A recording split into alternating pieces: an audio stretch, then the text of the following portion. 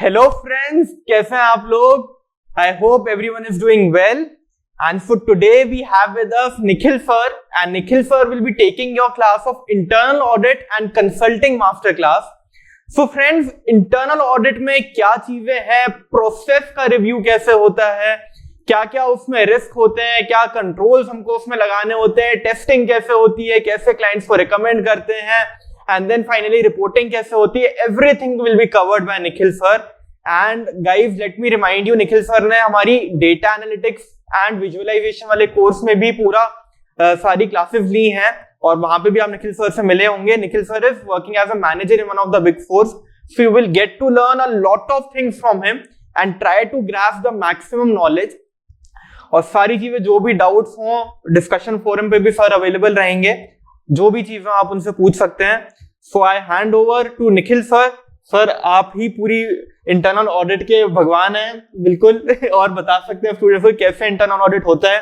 मैंने स्टार्ट की क्लास की है स्टैट्यूटरी ऑडिट की, तो स्टूडेंट्स का हमेशा एक क्वेश्चन आता था कि इंटरनल ऑडिट वर्सेस स्टैट्यूटरी में क्या फर्क है. तो I hope after this course they will be able to realize कि भाई अच्छा, वहां पे जो हमने प्रोसेसेस समझी, जो हमने रिस्क समझे, जो हमने कंट्रोल्स देखे, वो बहुत ब्रीफ मैनर में थे और यहाँ पे इन डेप्थ कैसे चीजों को स्टडी किया जाएगा वो यहाँ पे सीखने के मिलेंगी. So I hand over to you sir and all the very best friends and best of luck for this course. Thank you. Thank you, sir.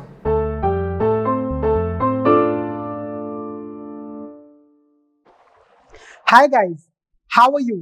It feels really good to be back working with Thinking Bridge on my second course, which is on internal audit and consulting. So I've done a course with Thinking Bridge before this, which is on data analytics and visualization. And in that course, I've taught you different types of tools. For example, Excel, Alteryx, Power BI, which are used to analyze data and visualize data, bring insights through data.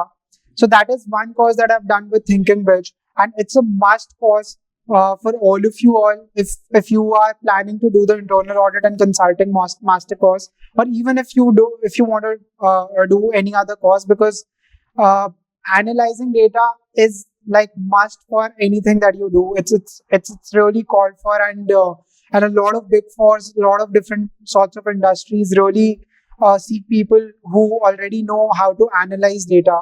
So if you've not done that course, I would recommend that you get yourself familiarized with different types of tools, because we'll be analyzing a lot of data in this internal audit and consulting course also. So just talking a bit about myself, my name is Nikhil, and I work with one of the big fours. So I started my career with one of the big fours again with my articleship, and I have close to 8 years of experience, and I'm working as a manager there. And throughout my professional experience, I've worked in the internal audit and consulting practice. And before getting into this practice, I was already very sure that this is one thing that I want to get into, because I was really fond of getting to know of different types of business processes. So that's like sort of my passion, and which is also the reason I got myself into internal audit and consulting. So and as part of this entire practice, you basically offer a lot of wide variety of solutions to the clients, and it's not just internal audit. Internal audit talks about getting to know about different types of business processes, and once you know business process, you can come up with many valuable solutions, and I'll be throwing light upon some of these in my course, and talking about and I also get a lot of questions of whether to opt for stat audit or to go for internal audit, which is better, what exactly a student should opt for. So both of these things are very different from each other, and both have an equal spot. And once I say consulting, and I've already told you that you can offer wide variety of solutions. So you're not just auditing. It's not only about internal audit. You will also be doing a lot of different things. So internal audit is not just about that. You can also learn different types of things through this. So both have a different place, And if you've done the stat audit course by Archit sir, and if once you will do the internal audit and consulting course, you will get to know what the differences that I'm talking about, and what are the different types of prospects that internal audit can open for you guys. So that's exactly what we'll be doing here. Moving on, why are you here exactly? And that's like the question on the table. That's the question in your minds. That's exactly what you are wanting to know. Why are you here? And you want me to tell you all of it. So, Isme, I'll just throw light upon some of the things here. You are here because of multiple reasons, because you have theoretical knowledge. You do not know how people are doing work practically in different companies in the big fours. How exactly is work how exactly is a transaction being processed? What are different types of stakeholders that are involved in a business process? What are my different industries in which people are working? What exactly is a business process? Risk क्या होता है उसके अंदर? Controls क्या होते हैं? ये हमने सब, आई नो, हमने थोड़ा बहुत अपने सीए के कोर्स में पढ़ा है, या फिर आपने अपने बीकॉम के कोर्स में थोड़ा बहुत पढ़ा है कि इंटरनल ऑडिट के बारे में. So that's this theoretical knowledge. It's a very very wide subject, and practically इसमें बहुत कुछ किया जाता है. And you through this course you will be getting to know all these practical aspects, and that's exactly why you're here today.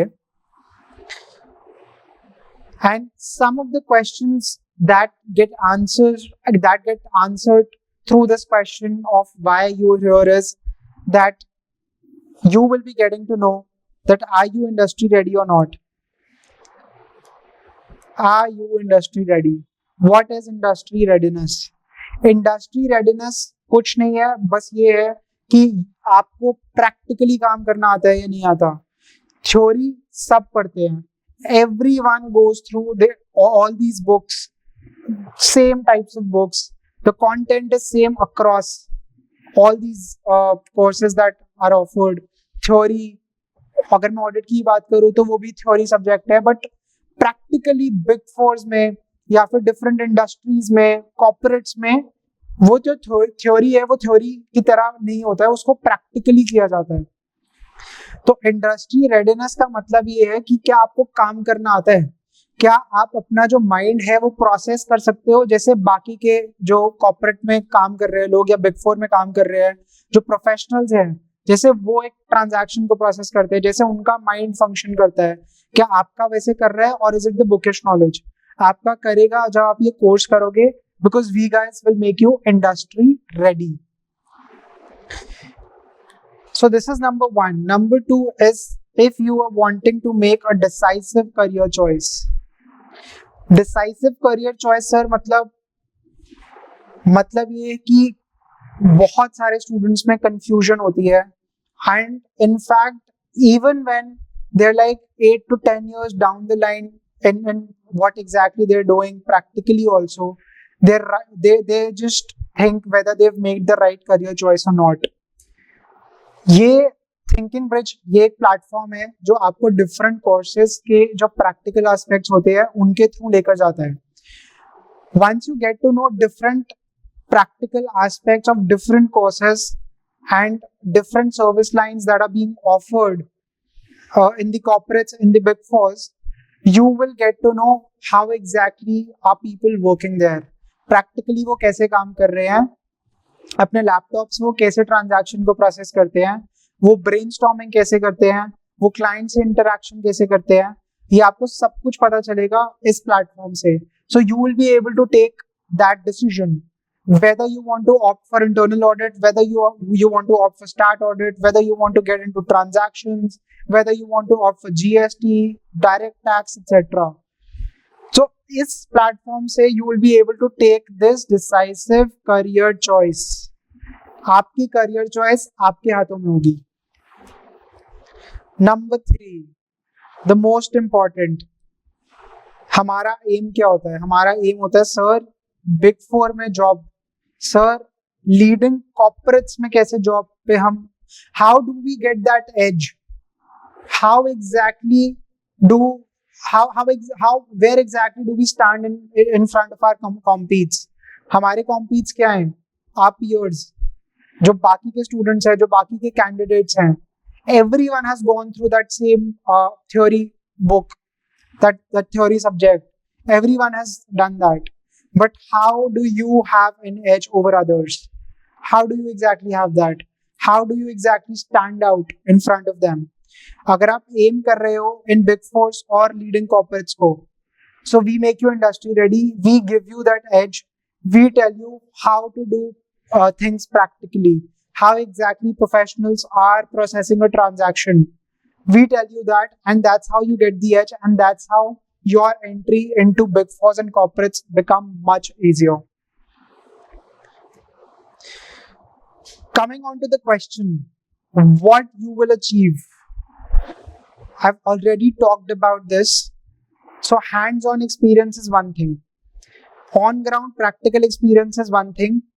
ये आपको कैसे मिलेगा? इस कोर्स से. इस कोर्स में हमने क्या किया है? We've created a simulation environment. Through this simulation, I will take you through multiple auditor and client discussions. You will get to know how a professional, how a consultant, how an auditor goes and talks to a client. What are some of the questions they ask them? How do they exactly analyze the different types of processes that the client tells them? How do they exactly process it? How do they think of different types of risks? What are the controls that should be there in a company? And how do they tell them what are the deficiencies in their processes? How can they come up with different types of recommendations? How exactly do they analyze the data? So ये पूरा simulation environment I've made sure कि आपको पूरे course में मिले. ऐसा नहीं होगा कि हमने सिर्फ एक क्लास इसके लिए रख दी होगी. मैं पूरा का पूरा कोर्स मैंने डिजाइन ऐसे किया है कि वो एक एनवायरनमेंट पूरा रहे, so that जितने भी हम प्रोसेसेस कवर करेंगे, we know how to talk to the client and how to process a transaction, how to process the information that the client is telling you, how to think of different types of risks, etc. So these are some of the things we'll be telling you, and that's how you will get the hands-on working, not just processing that, also working on the Excel files, spreadsheets, different types of tools to analyze the information and data, and the on-ground practical experience. Next thing that you will be getting is clarity. Clarity in the field of internal audit and consulting. आपको पता चलेगा कि इस पूरे field में होता क्या है, what are some of the solutions that are being offered, what exactly is being covered in this service line. That is something that you will gain clarity on. Develop edge. इस edge के बारे में जो हम बात कर रहे हैं बार बार, ये edge you'll stand out in front of different people, in front of your peers. You will not only have the knowledge but also the skills, and you will be able to apply these skills. You really will be able to apply these skills, and you will be able to process the information. आपको काम करना आता होगा. That is exactly what you will achieve through this course. So अभी हमने we've talked about what exactly you will be getting through this course. Now I will just take you through some of the things that we'll be covering in this course. What exactly is forming part of consulting. Consulting में क्या क्या आता है? Consulting is a very very wide term. Consulting में बहुत सारी चीजें होती हैं. हम लोग consulting में exactly क्या cover करेंगे इस कोर्स के अंदर, जिसमें मेरा प्रोफेशनल एक्सपीरियंस है पिछले 8 सालों का, वो हम उसके बारे में बात कर रहे होंगे. एंड अब हम आगे चलेंगे and I'll tell you what exactly is gets covered as part of consulting. So guys, what is consulting and what is the purpose? Consulting क्यों है and उसका purpose क्या है? Consulting क्या है? Exactly उसमें cover क्या क्या होता है? So consulting में ना बहुत सारी चीजें आती है, क्योंकि कंसल्टिंग बहुत ही वाइड टर्म है. मैनेजमेंट कंसल्टिंग, बिजनेस कंसल्टिंग, ऐसी कुछ फैंसी टर्म्स है जो आप सुनते हो बट किसी को नहीं पता इसमें होता क्या है. इसके अंदर होता है business transformation. How exactly do you transform your business, और अ बिजनेस प्रोसेस, आप उसको और एफिशिएंट कैसे बना सकते हो, स्ट्रैटेजी चेंजेस कैसे कर सकते हो, ये सब बिजनेस ट्रांसफॉर्मेशन में होता है। एंटरप्राइज रिस्क, इसके बारे में मैं बताऊंगा अभी। फाइनेंस में भी कंसल्टिंग है। आप फाइनेंस के प्रोसेसेस के अराउंड कंसल्टिंग देते हो, स्ट्रैटेजीज बताते हो बहुत अलग अलग, फाइनेंशियल स्टेटमेंट क्लोज, जो हम फाइनेंस एंड अकाउंट्स का प्रोसेस, या फिर जो आपका बुक क्लोजर है पूरा, जिससे आपकी बैलेंस शीट बनती है, ट्रायल बैलेंस जो आप क्लोज करते हो, आपकी जो फाइनेंशियल स्टेटमेंट्स बनती है, और उसके अराउंड की इनसाइट्स, कंसल्टिंग में ये भी आता है। फाइनेंशियल सर्विसेज के risk, financial service risk management, FSRM, actuarial, जो आपकी पूरी gratuity, for example taking one example, जो आपकी ग्रेचुटी बनती है, तो ग्रेचुटी की पूरी जो कैलकुलेशन, उसकी प्रोविजन एक्सेट्रा एक्चुअरीज करते हैं, और भी बहुत कुछ करते हैं। Even I do not have that knowledge because I have never been exposed to this field. ये बहुत ही यूनिक फील्ड है। फाइनेंशियल स्टेटमेंट रिस्क मैनेजमेंट, ये एक अलग financial services risk management. Financial service is basically जो आपकी पूरी बैंकिंग वाली साइड है, फाइनेंशियल सर्विसेज वाली साइड है, उसके बारे में भी, उसके around consulting.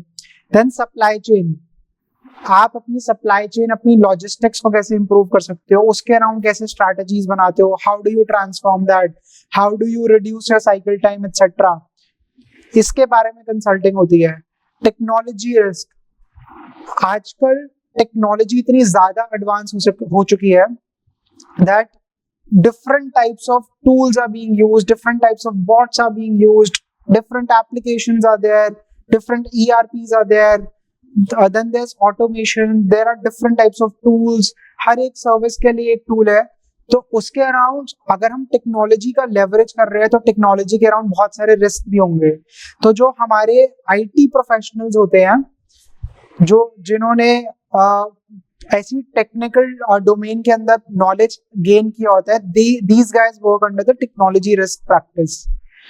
So technology risk consulting, इसके अराउंड जो आप एडवाइस देते हो, how exactly do you reduce, do you mitigate these risks, gets covered as part of technology risk.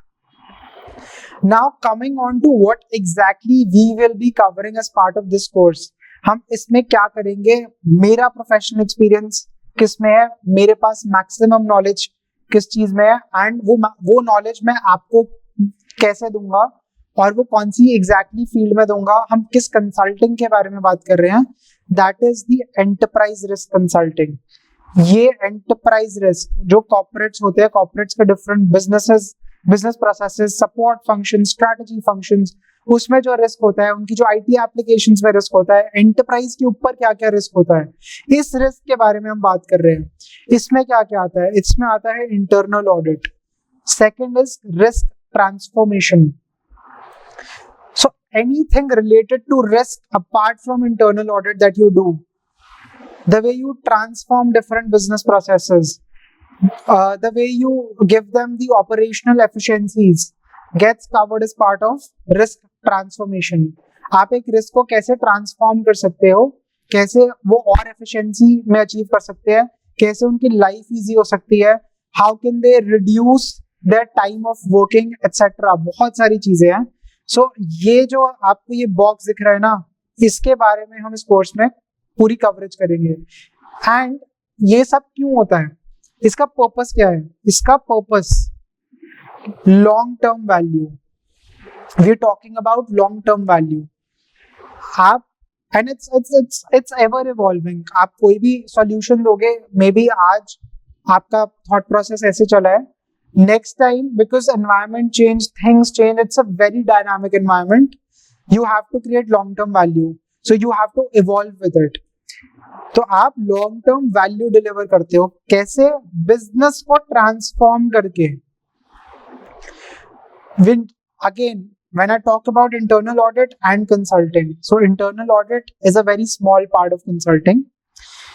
Through gaining the knowledge of a business process, you can come up with wide variety of solutions, valuable solutions to your clients, transforming their businesses. सिर्फ आपका काम यहाँ पर audit करना नहीं है, आप business के प्रोसेस को ऑडिट नहीं कर रहे हो, उनके बिजनेस को ट्रांसफॉर्म भी कर सकते हो. This is what consulting is about. कैसे? Business insights. You should be thorough with the business process. आपको इन डेप्थ नॉलेज होनी चाहिए. अगर आपको इन डेप्थ नॉलेज है एक क्लाइंट के बिजनेस प्रोसेस की, you will be able to get the insights. कैसे? वो मैं आपको बताऊंगा. उसका पूरा प्रोसेस क्या होता है, how exactly do you create mind map, and how exactly your mind has to process information. How does it how exactly do you make your mind work in that direction is something that I'll be teaching you. Insights plus experiences. आप इतने clients के साथ काम कर चुके होते हो, इतनी अक्रॉस इंडस्ट्रीज में काम कर चुके होते हो, आपका एक्सपीरियंस इतना होता है कि आप अपना एक्सपीरियंस लेवरेज कर सकते हो डिफरेंट क्लाइंट्स पे, डिफरेंट बिजनेस प्रोसेसेस पे.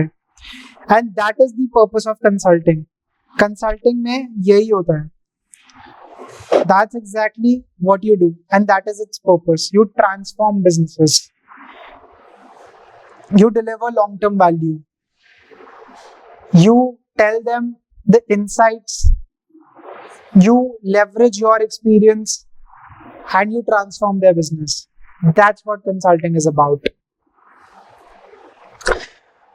Moving forward, when I have talked to you about that, we'll be covering the risk portion. अब रिस्क में if I have to tell you कि consulting risk में if I have to take you through the risk consulting practice at a glance, उसमें क्या क्या चीजें cover होती है जिसके बारे में थोड़ा बहुत आपको बताऊंगा. One is internal audit. Super important. Process review, SOP documentation, IFC SOX. ये कुछ ऐसी चीजें हैं जो इतनी इंपॉर्टेंट है कि ये आपका base, this creates the base of different solutions that you can deliver to the clients. क्योंकि इन सारी चीजों में से आपको बिजनेस के प्रोसेस के बारे में इतनी ज्यादा नॉलेज हो जाती है कि you can process that information to come up with new solutions, wide variety of solutions. You can work on different types of solutions. Sir आप सॉल्यूशंस के बारे में बहुत बोल रहे हो, ये क्या है सॉल्यूशन? अगर आपको बिजनेस प्रोसेस के बारे में पता है तो आप कंप्लायंस मैनेजमेंट के ऊपर काम कर सकते हो. कंप्लायंस मैनेजमेंट मतलब कुछ रेगुलेटरी कंप्लायंसेस होती है, for example statutory compliances, different processes के अराउंड होती है. लेट्स से एचआर प्रोसेस, कुछ लीगल कंप्लायंसेस होंगी, कुछ और डिफरेंट टाइप्स ऑफ प्रोफेशन के अराउंड कंप्लायंसेस होंगी. ऐसी डिफरेंट कंप्लायंसेस होती है जो एक कंपनी मैनेज करती है. कुछ कॉन्ट्रैक्चुअल कंप्लायंसेस होती है. तो ये सारी जो कंप्लायंसेस हैं, ये कंप्लायंस मैनेजमेंट, क्योंकि ये थाउजेंड्स में होती है. जो if I talk about compliance line item in a legislation, because एक कंपनी के ऊपर डिफरेंट लेजिस्लेशंस अप्लाई होती है, डिफरेंट एक्ट्स अप्लाई होते हैं. हर एक एक्ट में डिफरेंट टाइप की कंप्लायंस होती है जो उस कंपनी को करनी होती है. तो जब इतनी वॉल्यूम में उसको अपनी कंप्लायंस को मैनेज करना है तो वो कैसे करेगी? So this is one solution that I am talking about, कि वो अपनी कंप्लायंस को मैनेज कैसे कर सकती है. हम टेक्नोलॉजी का कैसे यूज कर सकते हैं, एक टूल का कैसे यूज कर सकते हैं कंप्लायंस को मैनेज करने के लिए. कंप्लायंस मैनेजमेंट में सबसे पहले होता है कि आप आइडेंटिफाई करते हो कि एक कंपनी में कौन कौन सी कंप्लायंसेस एप्लीकेबल हैं, कौन कौन सी लेजिस्लेशंस एप्लीकेबल है, और उन लेजिस्लेशन में क्या क्या कंप्लायंसेस आती है, and whether that company is complying to all these legislations or not, all these requirements or not. That is the assessment that you do. ये कहाँ से आता है सर? जब आपने इंटरनल ऑडिट किया था ना, जब आपने प्रोसेस रिव्यू किया था ना एक कंपनी का, तो आपको पता चला था कि एक कंपनी अपने कंप्लायंस को मैनेज नहीं कर पाती. तो वहां से आप एक कंप्लायंस मैनेजमेंट का सॉल्यूशन लेकर आते हो. You help them to manage their compliances. ऐसे ही कॉन्ट्रैक्ट्स. अब एक कंपनी के पास इतने कॉन्ट्रैक्ट्स होते हैं that it becomes almost impossible to manage all the contracts. When I talk about contracts, it starts from contract signing, renewals, contract की obligations, different contracts की क्या डिफरेंट ऑब्लिगेशंस हैं, एक कंपनी कैसे मैनेज करे जब उसके पास हजारों कॉन्ट्रैक्ट्स हैं, हर एक कॉन्ट्रैक्ट में डिफरेंट डिफरेंट ऑब्लिगेशंस है जो उसको मीट करनी है। जब आपने प्रोसेस को एनालाइज किया होगा ना सर, जब इंटरनल ऑडिट किया, बिजनेस प्रोसेस को एनालाइज किया, तो आपको पता चला कि कंपनी स्ट्रगल करती है अपने कॉन्ट्रैक्ट्स को मैनेज करने में। This is exactly where you come from, this is where you identify that the company is not able to identify or is not able to manage its contracts, and you come up with a contract management solution. आप उनको बताते हो कि कैसे contracts को manage कर सकते हैं टेक्नोलॉजी का यूज करके, एक टूल का यूज करके। उस टूल में आप उनको सारे कॉन्ट्रैक्ट्स उस टूल में रेप्लिकेट करवाते हो और सारी ऑब्लिगेशंस उस टूल में आती है, और उस टूल के थ्रू अपने सारी कॉन्ट्रैक्चुअल ऑब्लिगेशंस को टाइमली मैनेज करते हैं। कंप्लायंसेस को भी वो ऐसे ही जब जब कंप्लायंसेस ड्यू होती है इस टूल के थ्रू वो मैनेज करते हैं। तो ऐसे कुछ सॉल्यूशंस हैं जो आपको इन बिजनेस प्रोसेस की नॉलेज के थ्रू आप एक क्लाइंट पे दे सके। अब सर इंटरनल ऑडिट क्या होता है? इंटरनल ऑडिट होता है कि आप एक कंपनी के बिजनेस प्रोसेस को एनालाइज कर रहे हो, आप देख रहे हो कि उस प्रोसेस में क्या क्या परसीव्ड रिस्क्स है, what are some of the things that can go wrong in that business process, जिससे उसको फाइनेंशियल लॉस होता है, जिससे उसको प्रोसीजरल डिलेज हो सकते हैं, उसको कोई कंप्लायंस की इरेगुलरिटीज वो कंप्लायंस मैनेजमेंट नहीं कर पा रही हो सकता है, उसकी ऑपरेशनल इनएफिशिएंसीज अचीव नहीं हो रही है। उस प्रोसेस के थ्रू आप ये सब चीजें इंटरनल ऑडिट में असेस करते हो, बताते हो, आप डिस्कशंस करते हो क्लाइंट के साथ, उनका प्रोसेस समझते हो, उनकी पॉलिसीज समझते हो, एसओपी स्टैंडर्ड ऑपरेटिंग प्रोसीजर्स, कैसे एक प्रोसीजर फंक्शन करता है एंड टू एंड, उसको समझते हो, उसको एनालाइज करके इंफॉर्मेशन को प्रोसेस करते हो, डेटा को एनालाइज करते हो, इनसाइट्स लाते हो, एंड क्लाइंट के साथ डिस्कशन करते हो, उनके साथ वो ऑब्जर्वेशंस जो आप लेकर आए हो, आपने अग्री करी, उनको रेकमेंडेशंस देते हो, and then you help them implement these recommendations. ये डिफरेंट बिजनेस प्रोसेसेस का रिव्यू करना इंटरनल ऑडिट है। तो सर इंटरनल ऑडिट और प्रोसेस रिव्यू में क्या फर्क है? इंटरनल ऑडिट और प्रोसेस रिव्यू में थोड़ा सा कॉन्सेप्चुअल फर्क है। इंटरनल ऑडिट में आप ट्रांजैक्शन को ऑडिट कर रहे हो इन डेप्थ, आप एक कंफर्ट दे रहे हो एक मैनेजमेंट को कि कोई let's say for example fraud तो नहीं हो रहा।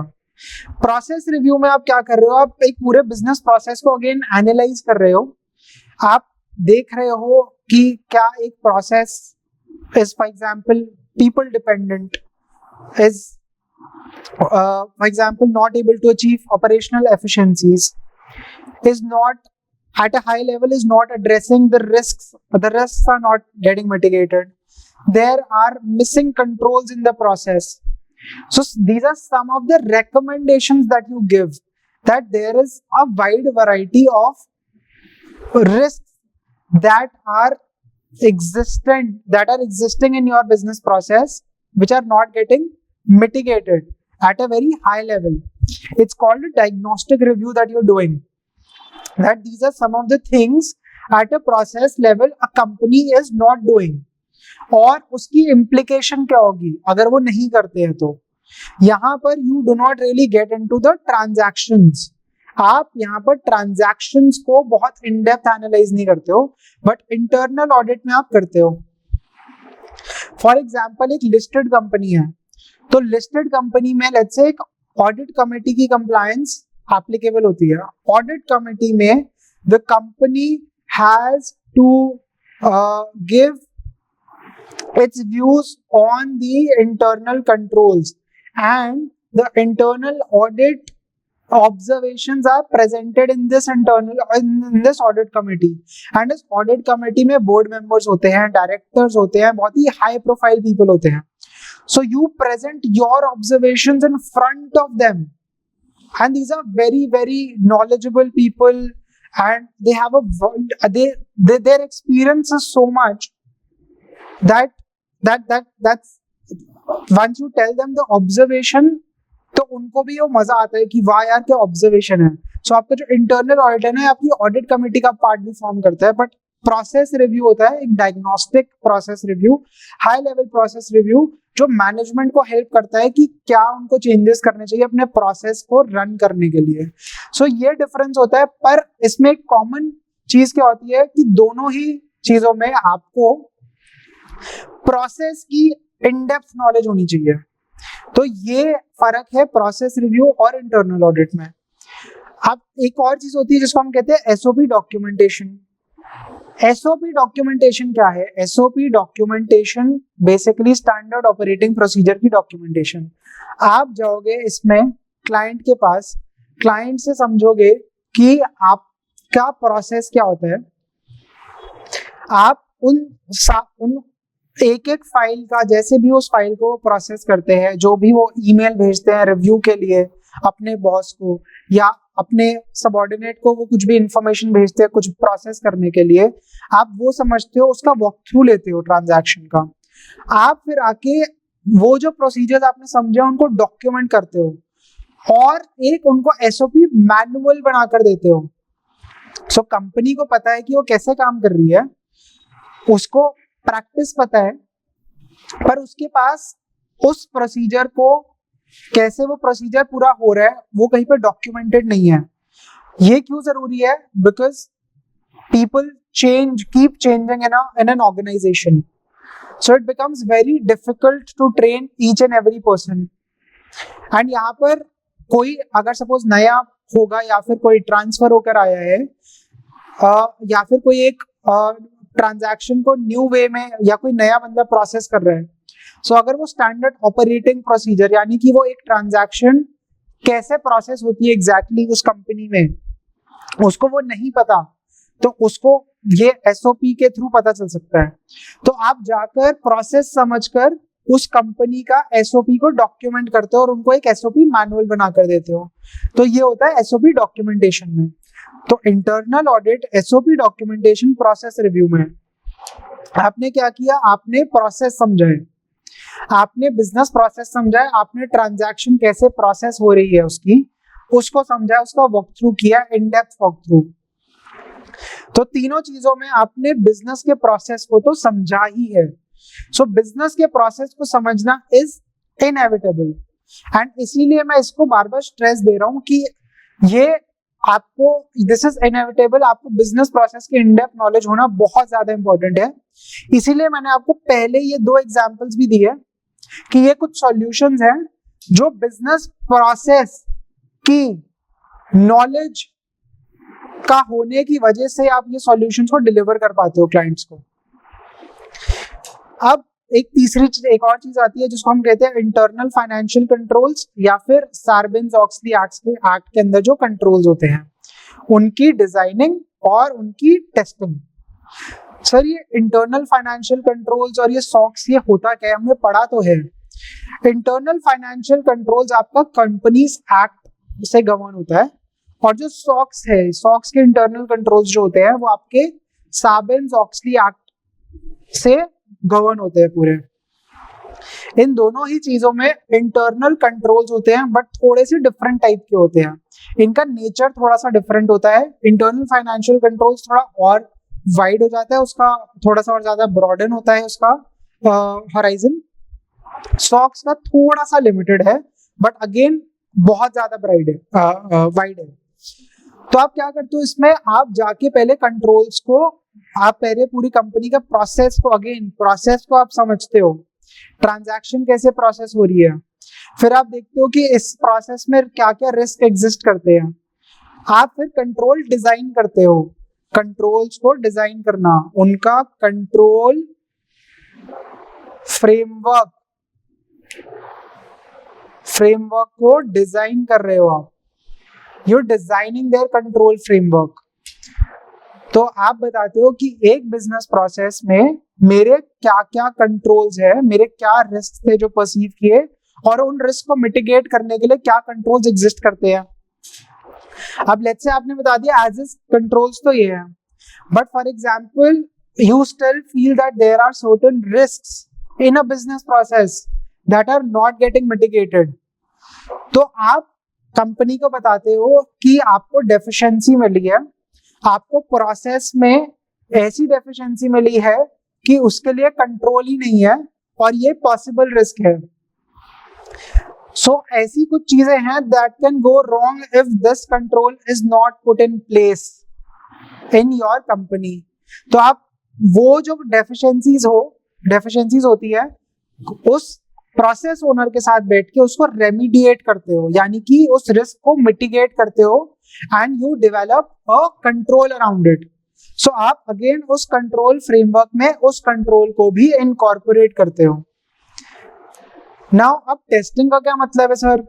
सो one thing is test of design, the other is testing the operating effectiveness of that control. What exactly do you mean by operating effectiveness? Operating effectiveness means that in the first place you've designed a control by taking a walkthrough on one sample transaction. आपने एक transaction का पूरा walkthrough लिया कि वो कैसे A से B तक प्रोसेस हुई. आपने रिस्क बताए और आपने बताया ये कंट्रोल्स हैं इस आपकी कंपनी में जो अभी एग्जिस्टिंग है, या फिर आपने और नए कंट्रोल्स वहां पे पुट इन प्लेस करवाए. नाउ आप देखते हो कि थ्रू आउट द ईयर जो ये कंट्रोल फ्रेमवर्क डिजाइन हुआ था, वो दीज कंट्रोल्स ऑपरेटिंग इफेक्टिवली और not through out the year. For example एक कंट्रोल जिसको फंक्शन करना है मंथली बेसिस पे या क्वार्टरली बेसिस पे, या फिर एक ट्रांजैक्शनल यानी कि एक अकरेंस बेस्ड कंट्रोल है कि मेरी जब भी वो ट्रांजैक्शन होगी मेरे को वो कंट्रोल को एग्जीक्यूट करना है. तो थ्रू आउट द ईयर वो कंट्रोल्स एग्जीक्यूट हुए, परफॉर्म हुए या नहीं हुए उस बिजनेस प्रोसेस में, उसको आप टेस्ट करते हो, जिसको हम बोलते हैं testing the operating effectiveness of the control. Testing the operating effectiveness. So यहाँ पर मेरी दो चीजें होती है, एक बार मैं आके कंट्रोल्स को डिजाइन करता हूँ, दूसरी बार उसको टेस्ट करता हूँ कि वो पूरे साल जो मैंने डिजाइन किया था वैसे ही फंक्शन किया उस कंट्रोल ने या नहीं. अगर नहीं किया तो मैं अपनी डेफिशिएंसी को रिपोर्ट करता हूँ. ठीक है. तो सर ये प्रोजेक्ट मैनेजमेंट मतलब कि आपने बिजनेस प्रोसेस को समझ लिया इन डेप्थ. आप कुछ कंपनीज क्या करती है, अपने पूरा का पूरा बिजनेस प्रोसेस आउटसोर्स कर देती है, अपने ऑपरेशंस को आउटसोर्स कर देती हैं कंसल्टिंग फर्म्स को. तो आप उन पूरे प्रोजेक्ट को मैनेज करते हो. जब उन्होंने वो फंक्शन को आउटसोर्स किया, फॉर एग्जांपल अपने पूरे फाइनेंस फंक्शन को आउटसोर्स कर दिया, फॉर एग्जांपल उन्होंने अपने सेल्स ऑपरेशंस फंक्शन को पूरा आउटसोर्स कर दिया, तो आप उस कंपनी के लिए जाकर वो पूरा का पूरा function end to end manage करते हो. That is what happens in project management. Sir again इसमें आपको प्रोसेस, बिजनेस प्रोसेस, वो कंपनी फंक्शन कैसे करती है उस प्रोसेस को, बिजनेस प्रोसेस, बिजनेस प्रोसेस की इन डेप्थ नॉलेज होगी तभी आप ये प्रोजेक्ट मैनेज कर पाओगे. बिकॉज अब आपको वो काम करना है जो क्लाइंट खुद कर रहा था, बट उसने आपको आउटसोर्स कर दिया पूरा फंक्शन. सो आपको पता होना चाहिए कि कैसे उसमें ट्रांजैक्शंस मूव कर रही हैं. You have to have that in depth knowledge. तो बिजनेस प्रोसेस की इन डेप्थ नॉलेज होगी तो आप वो मैनेज सर्विसेज का काम कर सकते हो. MIS analytics and dashboarding. Reason why I had a different course on data analytics and visualization is because of this. It is very, very important to analyze data. Companies क्या करती है?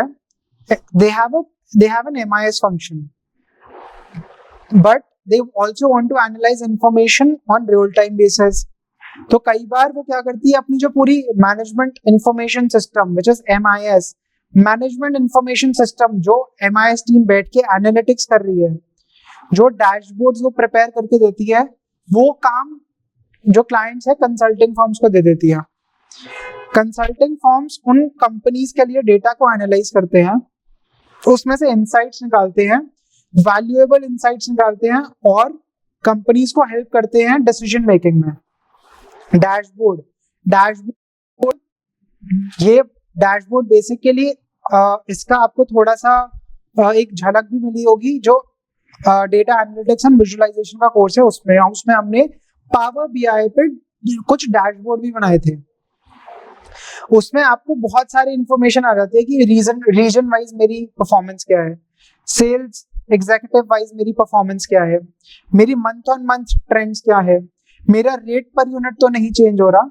तो ऐसी ऐसी इंफॉर्मेशन उस डैशबोर्ड में आ जाती है कि without getting into the nitty gritties, without getting into each and every transaction, through these high level dashboards, through these high level views that can get created, the top management can analyze and they can get to know what exactly is going wrong in their company and what are some of the decisions that they need to take. And ये decision कैसे भी हो सकते हैं, उनको growth के लिए हो सकते हैं, ऑपरेशनल एफिशिएंसी के लिए हो सकते हैं, या फिर फॉर एग्जांपल कुछ चीजें गलत हो रही है उसको करेक्ट करने के लिए हो सकते हैं।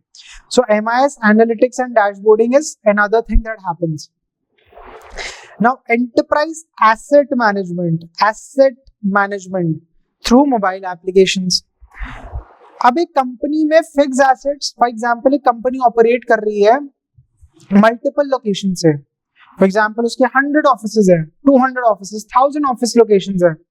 अब अगर वो अपनी बुक्स के अंदर फिक्स एसेट दिखाती होगी तो बहुत ही बड़ी फिगर होगी, बिकॉज उसके फिक्स एसेट्स इतने सारे होंगे। अगर मैं 100, 200, 300 ऑफिस बोल रहा हूँ तो हर ऑफिस में ऑफिस तो फिक्स एसेट है ही, उस ऑफिस के अंदर कितने फिक्स एसेट्स होंगे। Now they have to manage their fix assets.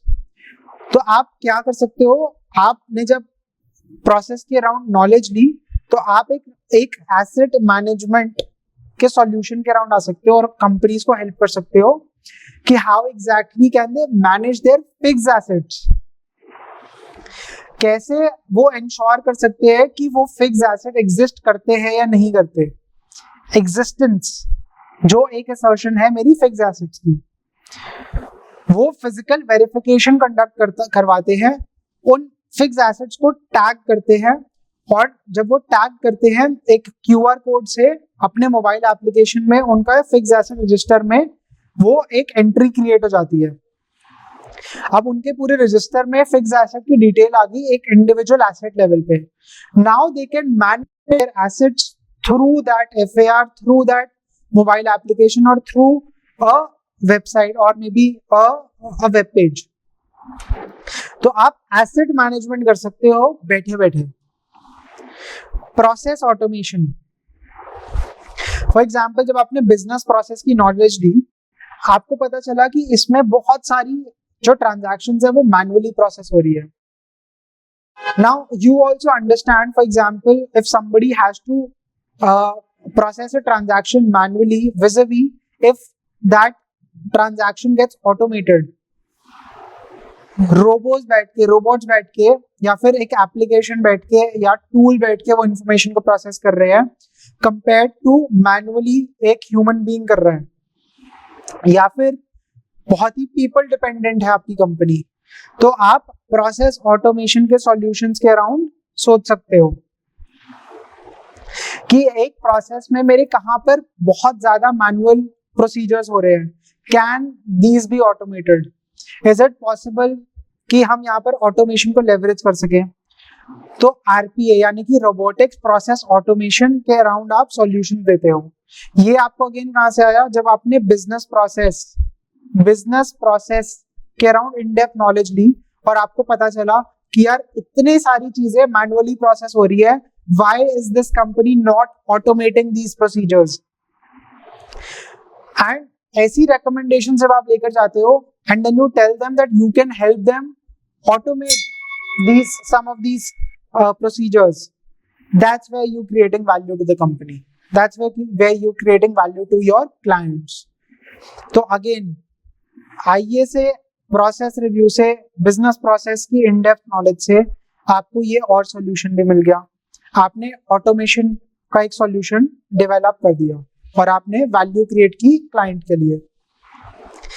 Compliance management, contract management के अराउंड हम ऑलरेडी बात कर चुके हैं। Now cost reduction and optimization. For example, a company engages you and they want to know whether they are optimizing their costs or not, or there are cost overruns. They get you on board and they need your consulting services. आप उनको help करते हो process करने में, बताने में कि उनका भी एक्चुअल जो कॉस्ट है उसके अराउंड क्या क्या पैरामीटर्स हैं, या फिर वो कैसे जो कॉस्ट है उसमें आप उसको ऑप्टिमाइज कर सकते हो। How can you help them reduce cost, जिससे उनके मार्जिन्स इंक्रीज हो। कॉस्ट रिड्यूस होगी तो मार्जिन्स इंक्रीज होंगे, तो you help them optimize costs. Giving you an example, for example आप हो सकता है एक रेंट बेंचमार्किंग में उनको हेल्प कर रहे हो, या फिर आप बता रहे हो, जब फॉर एग्जाम्पल अगर हम ऑटोमेशन की बात करें तो मैनुअली प्रोसेस करने में कॉस्ट बहुत ज्यादा इन्वॉल्व है, बट ऑटोमेशन की इन्वेस्टमेंट में that's a one time cost that is involve. So in the long run the company might be saving a lot of costs. ऐसे ही आप डिफरेंट टाइप के, फॉर एग्जाम्पल आप बता सकते हो कि कुछ प्रोसीजर्स एक कंपनी नहीं कर रही है। फॉर एग्जाम्पल उनके एक कंपनी में लीज लाइन यानी कि जो इंटरनेट का जो लीज लाइन, जो लिंक होता है, जो इंटरनेट एक कॉर्पोरेट में लगा होता है, क्या वो अपने लीज लाइन की बेंचमार्किंग कर रही है, नहीं कर रही? क्या वो जितना पैसा उस सर्विस को लेने के लिए दे रही है, is the company actually taking use of all this service और not?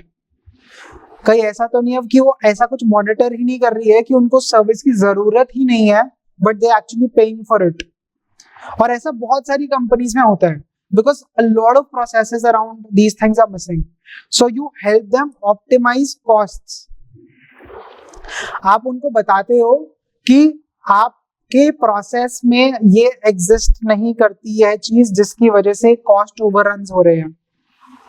Another example, for example एक कंपनी में एम्प्लॉय ट्रांसपोर्टेशन, व्हेन आई से एम्प्लॉय ट्रांसपोर्टेशन, कि वो कंपनी अपने एम्प्लॉयज को उनके घर से पिकअप सर्विस देकर ऑफिस पे ड्रॉप करती है, देन जब ऑफिस खत्म होता है तो वहां से पिकअप करके घर पे ड्रॉप करती है।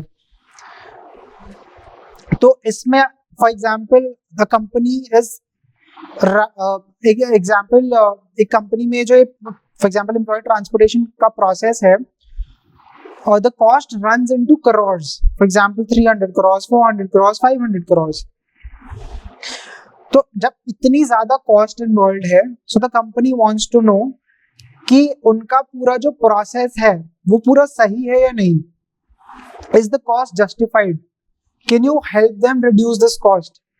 तो आप बहुत सारे डिफरेंट टाइप्स के एनालिसिस करते हो। फॉर एग्जाम्पल रूट बेंचमार्किंग, क्या मेरा ऑप्टिमल रूट है एक एम्प्लॉय को ए से बी पिक एंड ड्रॉप करने का? क्या मैंने अपने रूट्स को क्लब किया हुआ है या नहीं किया हुआ?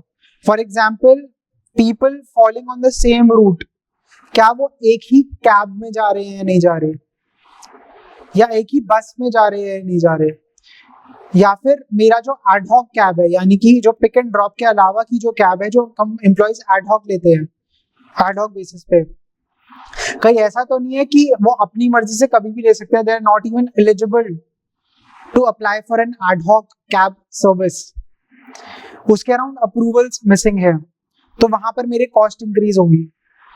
जो मेरी कैब्स है, फॉर एग्जाम्पल एक मेरी बड़ी कैब 6 सीटर कैब में ऐसा तो नहीं है सिर्फ एक ही एम्प्लॉय ट्रैवल करता है, बिकॉज एक मेरी बड़ी कैब होगी तो उसकी कॉस्ट ज्यादा होगी compare to a smaller cab. For example अगर मैं एक इनोवा वर्सेस एक डिजायर की बात करूं, तो कुछ कुछ इस टाइप की चीजें होती है जो हम कॉस्ट ऑप्टिमाइजेशन और कॉस्ट रिडक्शन रिव्यूज में करते हैं। सो एक एम्प्लॉय ट्रांसपोर्टेशन का, lease line benchmarking, rent benchmarking, ये कुछ एग्जांपल्स थे। तो कंपनीज हमें इस चीज के अराउंड में हमसे कंसल्टिंग की प्रोफेशनल सर्विस लेती है। इवेंट रिस्क सर्विस, जो मेजर अवार्ड सेरेमनीज होती है, जैसे कि अब ऑस्कर हो गया या फिल्म फेयर अवार्ड्स हो गए, तो इन अवार्ड्स में जो टैबुलेशन सर्विस होती है कि किसको कौन सा प्राइज मिला, जो सारी नॉमिनेशंस होती है उनको एनालाइज करना, मेरे सारे प्राइजेस ठीक जा रहे नहीं जा रहे। एक आपने देखा होगा, थोड़ा आप गूगल करके देखना, you do not know about this, तो एक बिग फोर कंसल्टिंग फर्म थी जिसका रिसेंटली ऑस्कर्स के साथ में goof up भी हुआ था।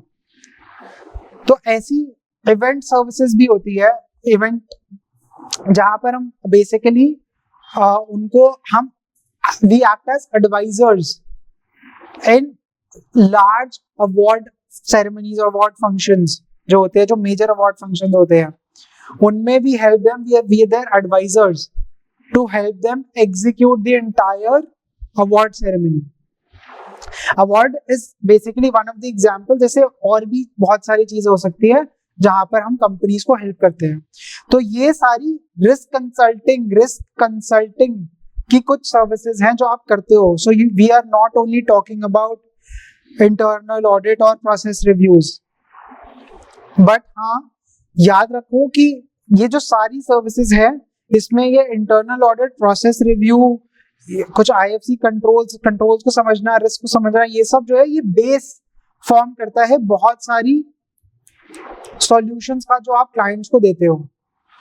सो it is very important to understand what are risk, what are controls, business process क्या होता है, बिजनेस प्रोसेस में पूरा एंड टू एंड क्या होता क्या है, और ये हम आपको बताएंगे इस पूरे कोर्स में। लाइव ऑडिटर क्लाइंट इंटरेक्शंस के थ्रू, लाइव डेटा को एनालाइज करने के through, we will tell you how to start a review, we will also tell you how to conclude a review, आप रिपोर्ट कैसे ड्राफ्ट करोगे, ये सब कुछ हम बताएंगे। एंड ये कुछ चीजें हैं जो हम कंसल्टिंग में करते हैं। So now guys, what we'll do is we'll just try to understand a value chain of a company. What are some of the functions that are there in a company, some of the common functions that you could find while going for a review. So यहाँ पर हमने cover करने की कोशिश की है, एक value chain का एक मॉडल मैंने देने की कोशिश की है, जिसमें मैं आपको समझाऊंगा कि स्ट्रैटेजिक फंक्शंस क्या होते हैं, कोर बिजनेस फंक्शंस क्या होते हैं, और कुछ सपोर्ट फंक्शंस क्या होते हैं, और ये इन सारे प्रोसेसेस से एक कंपनी चलती है। So if I talk about strategic functions, जो आप पूरी बिजनेस प्लानिंग करते हो, जिसमें बजटिंग आती है, आपका क्या प्राइसिंग रहेगी प्रोडक्ट की, आप एनुअल ऑपरेटिंग प्लान बनाते हो, जो आप एक स्ट्रैटेजी लेवल पे, हाई लेवल पे पूरा डिफाइन करते हो, जो पूरी बिजनेस की प्लानिंग को गवर्न करते हैं, वो एक स्ट्रैटेजिक फंक्शन है। नाउ सेल्स एंड मार्केटिंग, अब ये पूरी सेल्स एंड मार्केटिंग से ही आपकी ग्रोथ गवर्न होती है। अगेन अ स्ट्रैटेजिक फंक्शन, कि आपको कहाँ पर कितना मार्केट करना है, कहाँ पर कितना स्पेंड करना है, how exactly you want to market your product, आपको क्या ऐसे इनोवेटिव चीजें लेकर आनी है वो मार्केटिंग को करने के लिए। तो ये जो सारी स्ट्रैटेजिक फंक्शन है, ये सेल्स एंड मार्केटिंग यहाँ पे फॉल करता है। नाउ इन्वेस्टमेंट्स एंड एक्विजिशंस, जो आपके एक्सपेंशन प्लान्स होते हैं, whether for example you want to acquire a company or not, whether you feel like merging yourself in other company or not, या फिर आपको डीमर्ज करने हैं अपने कुछ बिजनेस यूनिट्स को। एंड ये जो है ना, ये पूरी कंपनी का जो प्रोसेस है ना, ये डिवाइडेड है बहुत सारी चीजों में भी। आप इन सारे फंक्शंस में इंटरनल ऑडिट, प्रोसेस रिव्यूज, ये सब तो करते ही हो, बट इसमें आपकी और भी बहुत सारी सर्विस लाइंस क्रिएट होती है। For example if I talk about investment and acquisitions, तो आपने ट्रांजैक्शन एडवाइजरी सुना होगा, जो आगे हमारे भी थिंकिंग ब्रिज के प्लेटफॉर्म पे भी कोर्स एक आने वाला है। ट्रांजैक्शन एडवाइजरी के अराउंड, बिजनेस मॉडलिंग के अराउंड, कैसे इन्वेस्टमेंट्स, एक्विजिशंस, एक ट्रांजैक्शन प्राइस कैसे बनता है, ड्यू डिलिजेंस क्या होती है। सो ये जो पूरे स्ट्रैटेजिक फंक्शन के अराउंड की जो पीछे का, जो एक ट्रांजैक्शन के पीछे की जो सारी चीजें चल रही होती है, वो उसके रिलेटेड ये है। तो ये अगेन एक स्ट्रैटेजिक फंक्शन है। स्ट्रैटेजिक फंक्शन के अगर हम थोड़ा और अंदर आए तो हमें कुछ कोर बिजनेस फंक्शंस मिलते हैं। ये बिजनेस फंक्शन क्या होते हैं? फॉर एग्जाम्पल एक प्रोजेक्ट आता है, आपको प्रोजेक्ट एक्सेप्ट करना है नहीं करना, उसके अराउंड क्या रिस्क होंगे, उसकी बिलिंग, उसका रेवेन्यू रिकॉग्निशन, इन सब के अराउंड क्या प्रोसेस है, क्या रिस्क है, क्या कंट्रोल्स होते हैं। देन एक कॉन्ट्रैक्ट और उसकी ऑब्लिगेशन मैनेजमेंट, उस कॉन्ट्रैक्ट में आपको डिलीवर क्या करना है, आपको सर्विस क्या देनी है, कितने टाइम पीरियड में देनी है, आपके सर्विस लेवल अग्रीमेंट्स क्या हैं, आपके डिफरेंट कॉन्ट्रैक्चुअल क्लॉजेस क्या हैं। तो ये भी एक मेरा फंक्शन है जो कि कोर बिजनेस फंक्शन है। नाउ लार्ज कॉन्ट्रैक्ट्स के अराउंड डिलीवरी, उनके ऑपरेशंस का रिव्यू, बहुत ही ऐसे बड़े बड़े कॉन्ट्रैक्ट्स होते हैं, बड़े बड़े प्रोजेक्ट्स होते हैं जो इनको आप अलग से पूरा उनका रिव्यू करते हो। सो ये अगेन आपका एक कोर बिजनेस फंक्शन है। वर्कफोर्स मैनेजमेंट, वर्कफोर्स मैनेजमेंट मतलब जो आपके सारे एम्प्लॉइज हैं, आप उनकी यूटिलाइजेशन, उनकी डिप्लॉयमेंट ऑन डिफरेंट प्रोजेक्ट्स, उनकी एलोकेशन ऑन डिफरेंट प्रोजेक्ट्स, और अगर वो आपने उनको हायर किया है तो are they even getting utilized और नॉट, उसके अराउंड का पूरा बिजनेस फंक्शन, ये आपका कोर बिजनेस फंक्शन है। सब contractor expenses, contractual man power, मतलब कि आप कुछ काम या तो हो सकता है सब कॉन्ट्रैक्ट कर देते हो, आपको एक कॉन्ट्रैक्ट आया कि आपको डिलीवरी देनी है, या फिर एक बहुत बड़ा प्रोजेक्ट है जिसमें बहुत सारी आपको चीजें करनी है, सो उसमें आपको कुछ पोर्शन सब कॉन्ट्रैक्ट कर दिया एक वेंडर को।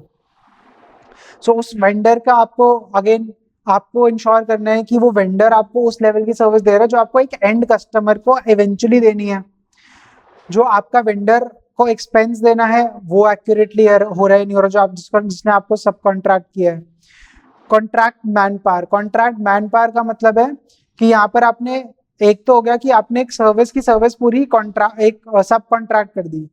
दूसरा क्या हुआ कि सर्विस आप पूरी मैनेज कर रहे हो, पर आपने क्या किया कि कॉन्ट्रैक्ट पे लोगों को ले लिया है उस सर्विस को डिलीवर करने के लिए। सो सब कॉन्ट्रैक्टर के जो ये खर्चे होते हैं, इन सब कॉन्ट्रैक्टर्स को जो मैनेज करना होता है, इंक्लूडिंग जो आपकी कॉन्ट्रैक्चुअल मैन पावर है, again a core business function.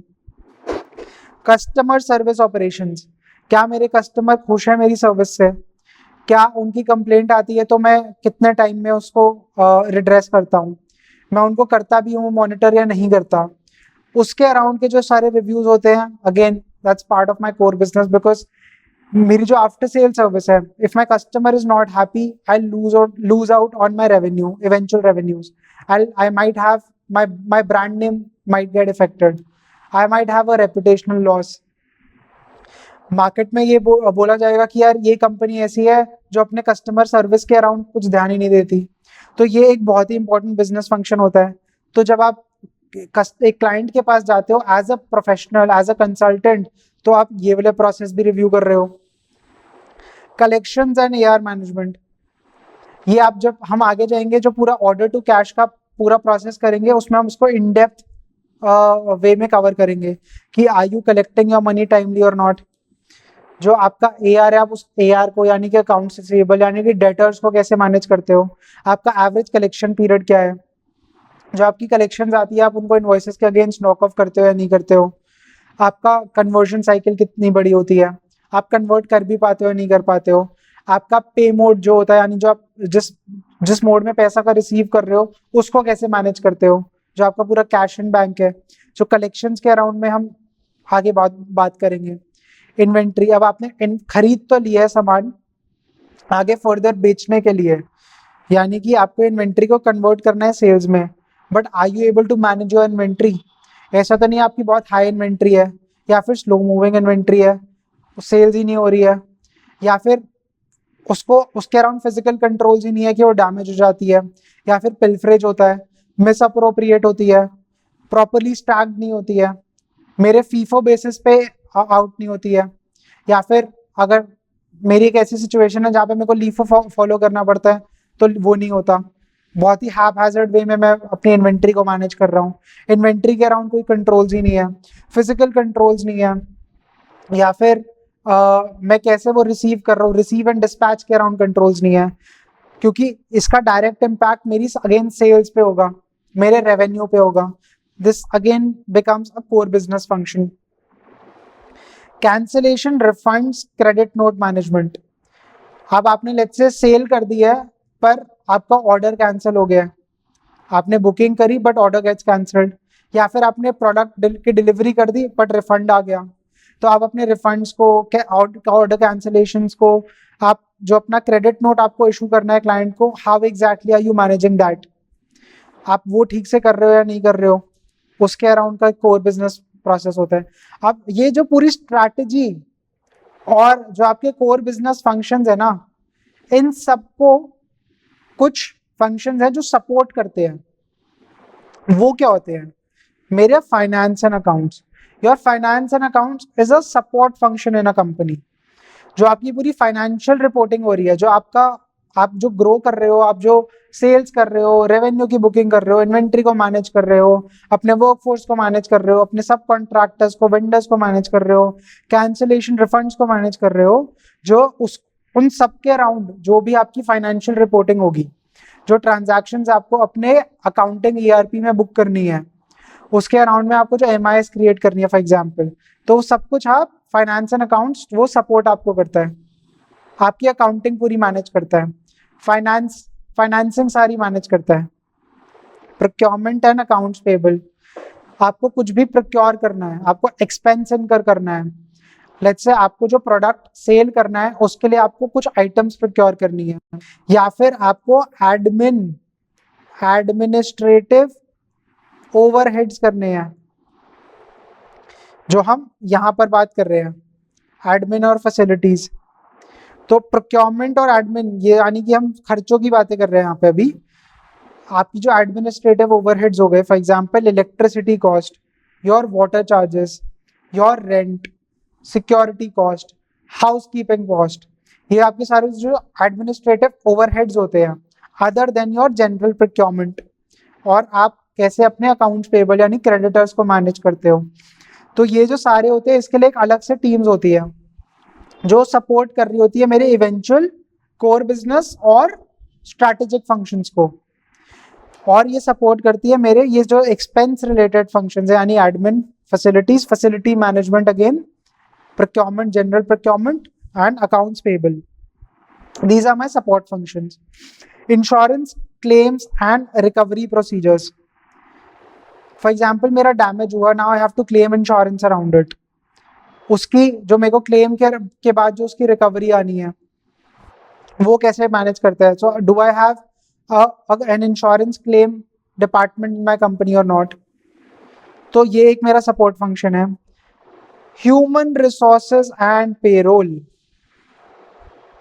यानी कि जो मेरा हायर टू रिटायर की पूरी साइकिल होती है, यानी कि जो मेरे कंपनी में एचआर होते हैं, जो एम्प्लॉयज की सैलरी प्रोसेस हो रही होती है, एक कंपनी में जो हायरिंग हो रही होती है, रिक्रूटमेंट हो रही होती है, जो पूरी एचआर मैनेज करता है, एम्प्लॉयज की बैकग्राउंड वेरिफिकेशन, उनकी लर्निंग, एम्प्लॉयज की उनकी डेवलपमेंट, उनकी परफॉर्मेंस अप्रेजल्स, इंक्रीमेंट्स, बोनसेस, अपनी पूरी मैन पावर को मैनेज करना, पेरोल की कॉस्ट डिसबर्समेंट्स यानी कि सैलरी डिसबर्समेंट्स, इनको मैनेज करना, ये मेरा पूरा एक एचआर फंक्शन सपोर्ट कर रहा है मेरे सारे एम्प्लॉयज को. सो यानी मेरी कंपनी को सपोर्ट कर रहा है थ्रू मैनेजिंग दी एम्प्लॉयज. मेरा HR and payroll, hire to retire is a business process, HR payroll मेरा एक सपोर्ट फंक्शन होता है. इंफॉर्मेशन टेक्नोलॉजी, एक कंपनी में जितनी आईटी एप्लीकेशंस, जितने ईआरपीज जो इंटरनेट मैनेज हो रहा है, जितनी भी उनको सॉफ्टवेयर डेवलपमेंट करनी है, हार्डवेयर डेवलपमेंट करना है, उनको कुछ टूल लगाना है, उसके अराउंड पूरा रिस्क मैनेज करना है, अपना पूरा आईटी लैंडस्केप मैनेज करना है, उसको मॉनिटर करना है, उसके लिए एक कंपनी में इंफॉर्मेशन टेक्नोलॉजी का डिपार्टमेंट होता है जो सपोर्ट कर रहा है मेरे अगेन कोर बिजनेस और स्ट्रैटेजिक फंक्शंस को.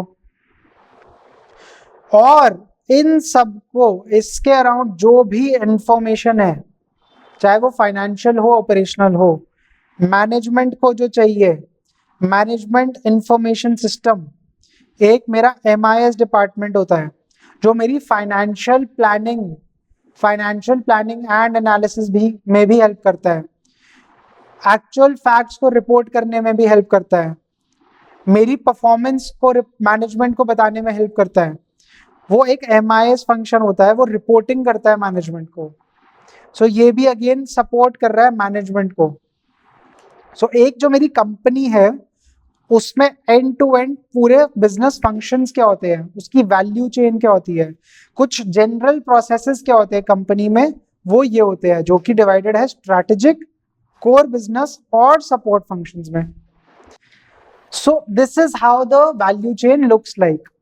ये सारे स्टेक होल्डर्स होते हैं जो एक इंटरनल ऑडिटर या प्रोसेस रिव्यूअर या एक कंसल्टिंग फर्म का एम्प्लॉय, कंसल्टेंट, प्रोफेशनल जाके इंटरैक्ट करता है, उनको इंटरव्यू करता है, उनके बिजनेस प्रोसेस समझता है और फिर उनको एनालाइज करता है और इनसाइट्स देता है, उनको हेल्प करता है कैसे प्रोसेस को इम्प्रूव करें।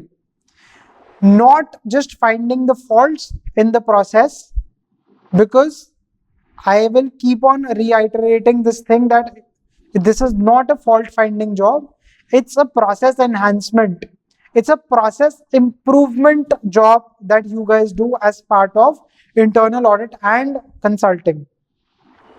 So ये सारे स्टेक होल्डर्स होते हैं जो एक कंपनी में इन्वॉल्व होते हैं कंपनी को रन करने में, और इनसे जाके आप मिलते हो, इनसे बातें करते हो, इनसे प्रोसेस समझते हो, इन्हीं के प्रोसेस को एनालाइज करते हो, इनसे वापस आकर डिस्कस करते हो, इनको रिकमेंडेशंस देते हो और उनको हेल्प करते हो उन रिकमेंडेशंस को इम्प्लीमेंट करने में। अब अगर हम आगे चले और हम बात करें कि क्या बिजनेस प्रोसेसेस होते हैं जो हम इस सारे कोर्स में कवर करेंगे, सबसे पहले हम बात करते हैं कि क्या क्या कुछ कॉमन बिजनेस प्रोसेसेस एग्जिस्ट करते हैं। पहला होता है ऑर्डर टू कैश।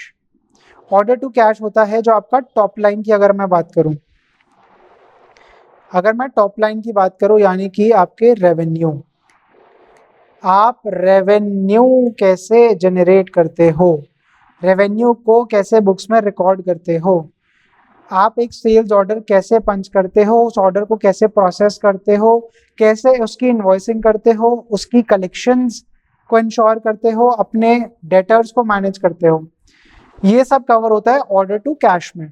यानी कि मेरी जो बुक्स के अंदर जो मेरा टॉप लाइन जो ऑपरेटिंग इनकम होती है, मेरा जो रेवेन्यू आता है, मेन रेवेन्यू, उसकी बात कर रहे हैं हम, सबसे इंपॉर्टेंट प्रोसेस एक कंपनी का। फिर मेरा सपोज एक हायर टू रिटायर का प्रोसेस, HR पेरोल, कैसे एक एम्प्लॉय हायर होता है, right from employee recruitment, how employee gets hired, and including the entire stay of an employee in a company till its retirement or when an employee leaves, how this entire function operates, उसके around क्या risk होते हैं, उसका पूरा process क्या होता है और क्या कंट्रोल्स होते हैं, इसके बारे में हम बात करेंगे। सो इस पूरे कोर्स में हम कॉम्प्रिहेंसिवली एक सिमुलेशन एनवायरनमेंट में जो अभी कवर करने वाले हैं, हम कवर करेंगे एक ऑर्डर टू कैश प्रोसेस और एक हायर टू रिटायर प्रोसेस।